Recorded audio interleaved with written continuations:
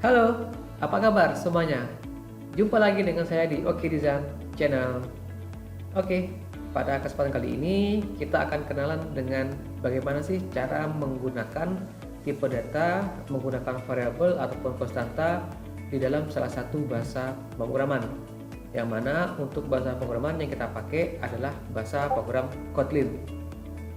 Oke, sekarang langsung saja ya kita lihat contoh penggunaannya. Dan untuk contohnya ini kita akan buat di editor namanya Idris Idea. Dan di sini sudah saya siapkan satu buah program yang sudah dibuat, namanya adalah variable.kt. Dan di sini fokusnya kita akan tunjukkan bagaimana sih cara deklarasi sampai dengan mencetaknya. Nah, yang pertama yang mau saya tunjukkan dulu adalah bentuk baku dari deklarasi variabelnya. Nah, jadi untuk bentuk bakunya itu ada dua macam, ya, dua macam. Keywordnya ada dua macam. Yang pertama bisa menggunakan var, yang kedua bisa menggunakan val. Ini untuk keywordnya ya.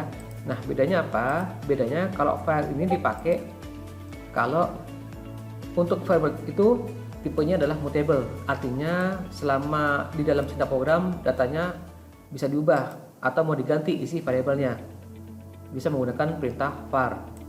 Tapi kalau di dalam variabel, di dalam program, ternyata variabel tersebut adalah nilainya fix, tidak berubah, maka gunakanlah val. Nah, val ini dengan kata lain adalah konstanta. Artinya datanya tidak bisa dirubah dari awal sampai dengan akhir program, namanya val. Dan di dalam Kotlin disebut dengan immutable.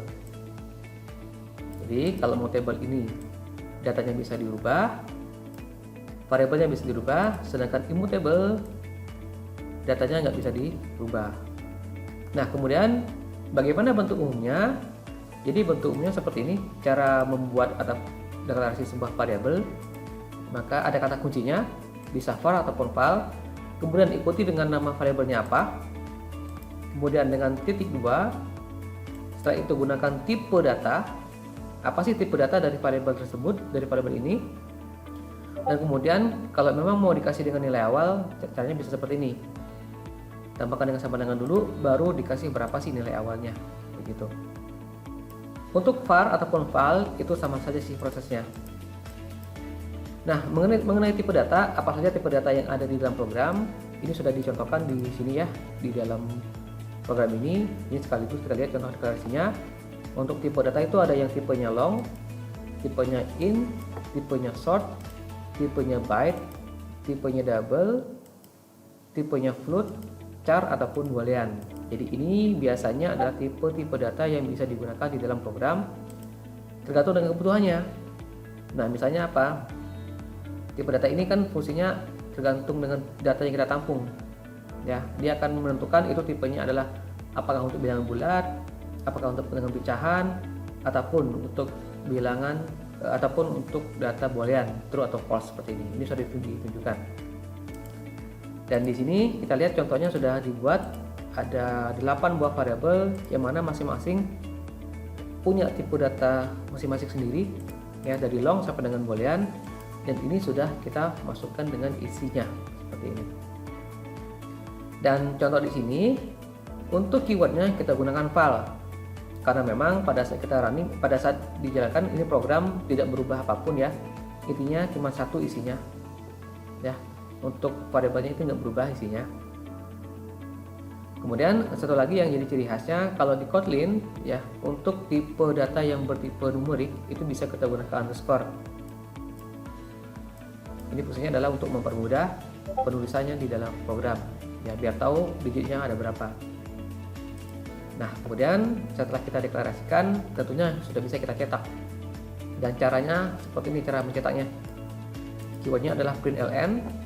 Kemudian ada petik ganda seperti ini. Kemudian untuk mengambil isi dari variabel, caranya seperti ini, gunakan simbol $, ya, seperti ini. Ini contohnya kita pakai, kemudian baru ditutup dengan petik ganda lagi. Nah, sekarang kita langsung saja kita running programnya, kita coba. Gampang saja caranya, tinggal diklik di sini. Klik panah hijau ini ya, dan habis itu tekan tombol run, ataupun bisa dengan keyboard dengan tombol Ctrl Shift F 10. Kita coba saja di sini, kita klik. Kita tunggu pada saat di build jalankan, maka nah ini seperti ini.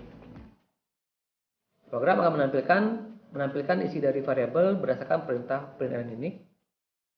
Nilai long ya, dari nilai long sampai dengan terakhir. Ini yang ditampilkan dan isinya ini diambil dari sini.